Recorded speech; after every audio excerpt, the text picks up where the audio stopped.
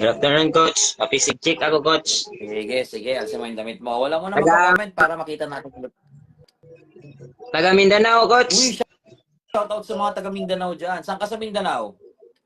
Sa Sarangani, Coach. Malapit kila ko dyan Senator Pacquiao. Oo, Coach. Ah, okay. Sige, sige. Alisin mo yung damit mo.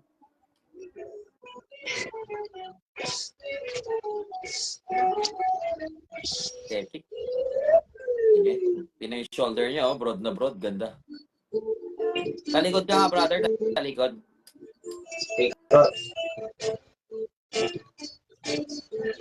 Piga mo nga yung likod mo. Flex mo yung likod mo.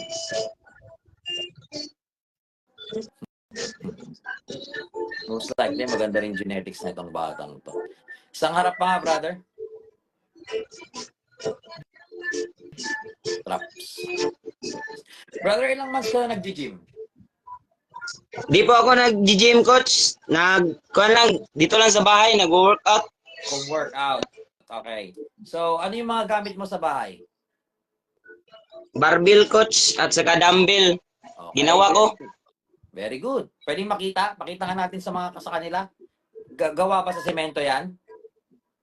Oo, Coach. O, sige, pakita mo sa kanila. Yan. Guys, yung mga nagtatanong. Ayan.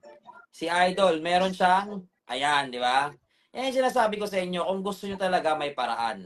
Ayan, gumawa lang siya ng barbell na gayari sa semento. Okay? So, ilang months ka nang nag-home workout? Mga 2 months pa, Coach. 2 months. Okay, kamusta naman yung pag-home workout mo? Tumaas ba yung timbang mo? Or bumaba ba? Or what? Tumaas, Coach. Very good. So, ano bang gusto mong mangyari sa katawan mo? Ano bang goal mo ngayon, brother? Ano, Coach? Gusto ko pong lumaki. Gusto mo pang mag-add ng size. Okay, sige, sige. So, actually, to tell you honestly, brother, maganda yung genetics mo, no? Maganda yung genetics mo, especially yung shoulder mo. Apaka-broad eh. Kahit sabihin mong home workout lang yan, nakikita ko yung muscle mass, okay? Yung pondo ng katawan mo is meron, nandun yung muscle eh.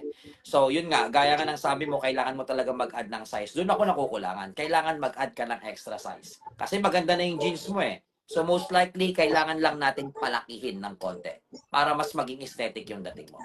Okay? So, kamusta ang kain mo? Ilang beses kang kumain sa maghapon? 3 lang, Coach. 3 lang. Okay. So, kung gusto mo kasing magpalaki, brother, kailangan mo talagang mag-add ng extra kain. Nagtatrack ka ba ng macros mo? Nagtitimbang ka ba ng pagkain mo? Hindi, Coach. Hindi. Okay. Ano Yan lang? yan, walang problema. So, pero heads up lang ha, napaka-importante kasi ng pagtatrack ng macros. Pero in some reason, pag talagang hindi natin kayang i-track yung macros natin, okay lang yan. Wala namang problema yan, lalo may mga reason tayo. Let's say for example, busy tayo or nag-aaral tayo, okay lang yan. So, ganito ang gawin mo, brother. Since 3 beses ka lang kumakain sa maghapon ngayon, dagdagan mo. Para sa akin, dagdagan mo kahit 1 meal pa. Gawin mong 4 na beses, brother. Kasi yun lang yung paraan Okay, Coach. para at least mag-add ka ng extra size. Okay? Pero gaya ng lagi kong sinasabi, pag tayo ay nag-add ng extra meal or extra kain, dapat pipiliin natin yung masustansya at yung matataas ang protein. Kasi si protein, brother, siya yung magdadagdag sa'yo ng muscle mass. Siya yung mag-a-add sa'yo ng size. Okay, ano ba yung mga pagkain na pwede mong idagdag? Pwede kang magdagdag ng itlog, isda, manok, gulay, munggo, tofu, mga beans. Yan. Pwede mong i-add lahat yan sa pagkain mo, brother. Okay? Kasi medyo mataas ang protein content ng mga yan. Okay? Okay, Coach. And then, syempre, dire-diretso mo lang kung ano yung ginagawa mo sa bahay nyo. Siguro, konting Okay, focus ka Coach. sa traps mo. Medyo nauhuli yung traps mo, no? Para habang maaga is mahabol na Oo natin. nga, So, Coach. dire-diretso mo lang kung ano yung ginagawa mo, brother. Consistent lang. Huwag ka lang titigil. Alam ko, mahirap, pero maganda kasi yung jeans mo, bro. Sayang. So, keep going lang, dire-diretso.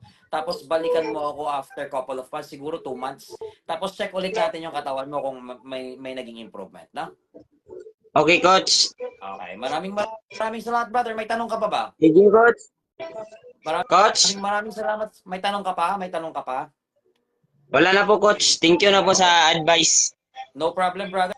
Balikan mo ako after 2 months. Hintayin ko yan. God bless sa'yo. Thank you, Thank you.